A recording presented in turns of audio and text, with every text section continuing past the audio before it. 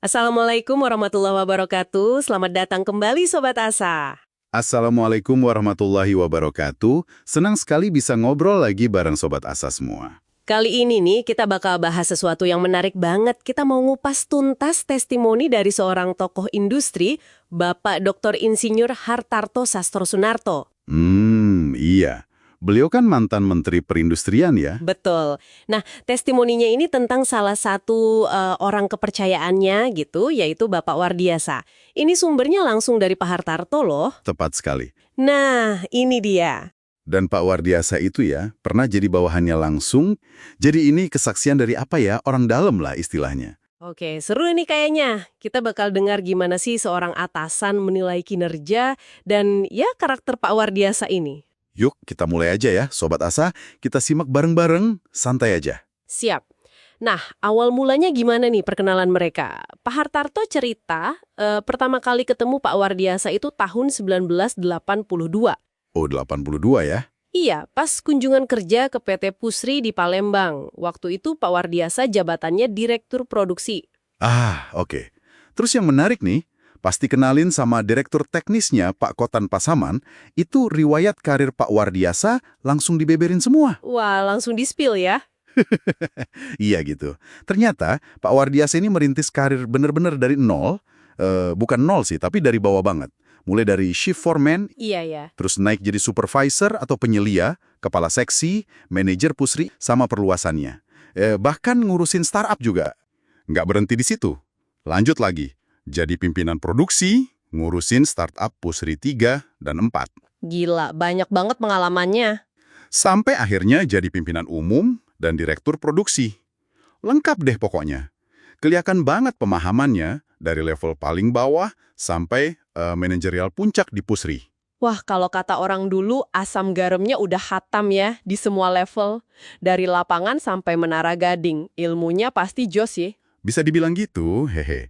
Nah, pas Pak Hartarto jadi Menteri Perindustrian, itu kan periode 1983 sampai 1993 ya. Iya, lumayan lama ya. Beliau tetap mantau Pak Wardiasa. Dan punya julukan khusus malah, Oh ya, apa tuh? direktur yang serba lengkap. Gitu katanya. Serba lengkap, kenapa tuh?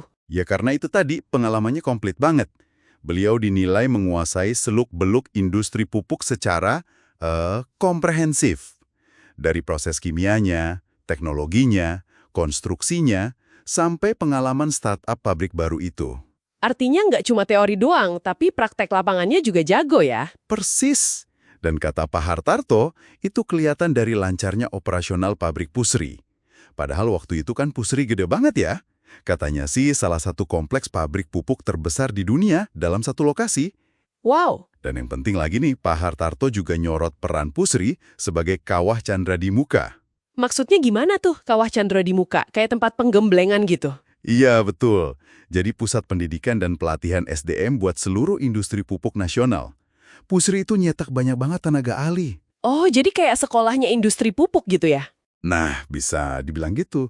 Dari level direksi, staf inti, sampai operator buat pabrik-pabrik baru di Aceh, Palembang lagi, Cikampek, Gresik, Bontang. Pak Hartarto bangga banget sama tenaga ahli kita waktu itu. Keren, keren. Terus tahun 1986 ada cerita baru lagi nih. Betul, ada babak baru. Waktu itu, Dirut Pupuk Ujang, Pak Salmon Mustafa, pensiun. Terus Pak Hartarto nunjuk siapa? Jangan bilang. Haha, ya bener. Pak Hartarto langsung nunjuk Pak Wardiasa buat gantiin. Dan gimana hasilnya di Kujang? Sukses besar, menurut Pak Hartarto. Beliau cepat adaptasi, nggak cuma ngelanjutin operasional sama persiapan perluasan pabrik urea aja. Tapi ada gebrakan lain. Ada. Ini yang menarik. Beliau mendorong diversifikasi usaha yang signifikan banget. Diversifikasi, bikin produk lain selain pupuk gitu. Contohnya apa? Wah, banyak dan strategis loh. Misalnya nih, bangun pabrik asam formiat. Itu penting buat industri tekstil sama karet. Terus pabrik amonium nitrat buat bahan baku industri lain.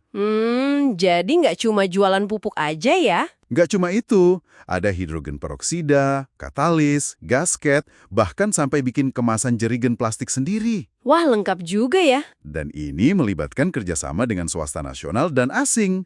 Jadinya, tumbuh ekosistem industri baru di Cikampek, terus struktur pupuk Kujang juga makin kuat. Visioner banget langkahnya. Bener juga nggak cuma ngandelin satu produk utama ya. Karirnya makin naik dong ini. Sampai akhirnya jadi Dirjen IKD tahun 89. Iya, puncaknya bisa dibilang gitu, gantiin Pak Sidarta yang pensiun. Pak Hartarto milih Pak Wardiasa ya karena rekam jejaknya itu tadi. Yang dipusri sama Kujang itu ya. Terutama diversifikasinya. Betul. Kan tugas Dirjen IKD, Industri Kimia Dasar, itu luas banget cakupannya. Nggak cuma pupuk doang. Iya sih. Dan kata Pak Hartarto, performa Pak Wardiasa sesuai harapan. Amanah jabatan diemban dengan baik, gitu ya. Nah setelah itu Pak Hartarto mendorong sinergi antar dirjen ya, biar jadi tim yang solid. Bener banget. Pak Hartarto itu mendorong kerjasama tim antara Dirjen IKD, terus Dirjen Industri Mesin dan Logam Dasar, Dirjen Aneka Industri, Dirjen Industri Kecil, ditambah lagi Kepala Badan Litbang, Sekjen, sama Irjen. Wah rame ya timnya. Tujuannya apa tuh? Ya biar solid, biar bisa ningkatin keterkaitan antar industri dan memperbesar nilai tambah dari proses industrialisasi nasional kita. Terus hasilnya gimana tuh kerja tim dan upaya industrialisasi ini? Ada data konkretnya nggak? Ada. Dan hasilnya, kata Pak Hartarto, mengesankan banget Sobat Asa. Beliau ngutip data BPS. Peran sektor industri kita terhadap PDB itu melonjak, Sobat. Melonjak gimana? Dari sekitar 11,4% tahun 1983, jadi 22,3% di tahun 1993. Wah, hampir 2 kali lipat ya dalam 10 tahun. Iya. Dan rata-rata nih, ada 2.000 pabrik baru dibangun per tahun. Itu di luar industri kecil ya. Ekspor industri juga naik pesat. Angka-angkanya bicara lah ya. Bahkan kemampuan rekayasa dalam negeri juga ikut tumbuh kan? Tepat sekali, perusahaan konstruksi BUMN kayak Rekayasa Industri atau Rekin sama IKPT itu jadi mampu bangun pabrik gede secara utuh. Nggak cuma di dalam negeri. Nggak cuma di sini, sampai ke luar negeri juga. Bangun pabrik semen, pupuk, minyak, petrokimia. Ini kan nunjukin kemandirian teknologi kita mulai tumbuh. Pak Hartarto malah berharap Rekin ke depannya bisa bikin mesin-mesin pabrik di Indonesia. Luar biasa ya perkembangannya waktu itu. Nah, di akhir testimoninya, apa pesan Pak Hartarto? Beliau ngucapin selamat dan terima kasih buat Pak Wardiasa dan seluruh jajaran kementerian atas jasa-jasa mereka dalam pembangunan industri. Sambil berharap, ya, industrialisasi ke depan makin lancar dan sukses. Wah, benar-benar inspiratif ya kisah perjalanan karir dan kontribusi Pak Wardiasa ini. Apalagi dilihat dari kacamata atasannya langsung, Pak Hartarto. Banyak pelajaran nih Sobat Asa. Betul banget. Nah, mungkin ini bisa jadi bahan pemikiran nih buat Sobat Asa di rumah. Kalau kita lihat, strategi diversifikasi sama pembangunan SDM di era Pak Wardiasa dulu ya. Kira-kira, seberapa relevan sih pendekatan kayak gitu buat ngadepin tantangan industri 4.0 sekarang ini? Nah, itu dia pertanyaan bagus buat direnungkan. Oke deh Sobat Asa, jangan kemana-mana ya, pastikan untuk stay tune terus. Iya, karena kita bakal hadir lagi dengan kupasan topik-topik lain yang pastinya lebih unik dan menarik. Sampai jumpa lagi, Assalamualaikum warahmatullahi wabarakatuh. Assalamualaikum warahmatullahi wabarakatuh.